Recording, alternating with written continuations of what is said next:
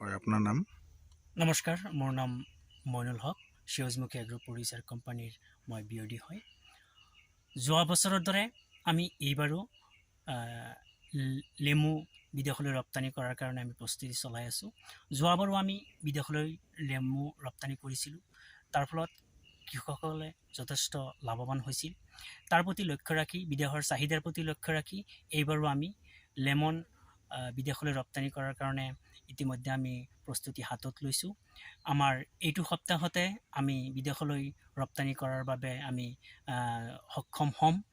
গতিকে আমাৰ এই ক্ষেত্ৰত গুৱাহাটীস্থিত কিয়াগে এক্সিম প্ৰাইভেট লিমিটেডৰ সহযোগত আমি এই লেমুটো বিদেশত ৰপ্তানি কৰিবলৈ সক্ষম হ'ম।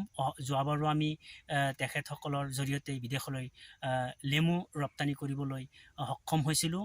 আৰু এই আসাম লেমন যিটো আছে সেইটো বিদেশত যথেষ্ট চাহিদা আছে। তাৰ প্ৰতি লক্ষ্য ৰাখি আমি বিভিন্ন লেমু খেতিয়কসকলৰ লগত যোগাযোগ কৰিছোঁ, যাতে তেওঁলোকে যথেষ্ট পৰিমাণে লাভৱান হয়। তাৰ প্ৰতি লক্ষ্য ৰাখি আমি এই লেমু বিদেশলৈ ৰপ্তানি কৰাৰ বাবে আমি যথেষ্ট চেষ্টা চলাই আছোঁ। আৰু এই ক্ষেত্ৰত আমাক লেমু খেতিয়কৰ যিখিনি টেকনিকেল গাইডেন্স আছে সেইখিনি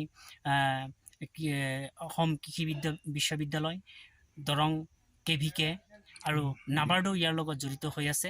গতিকে আমি যিমান পাৰোঁ কৃষকসকলক যথেষ্ট সকাহ দিয়াৰ বাবে আমি যত্ন কৰি আছোঁ। আৰু আগলৈ আৰু লেমু খেতি কৃষকসকলে যাতে যথেষ্ট পৰিমাণে কৰে, তাৰ প্ৰতি আমি কৃষকসকলক আহ্বান জনাইছোঁ।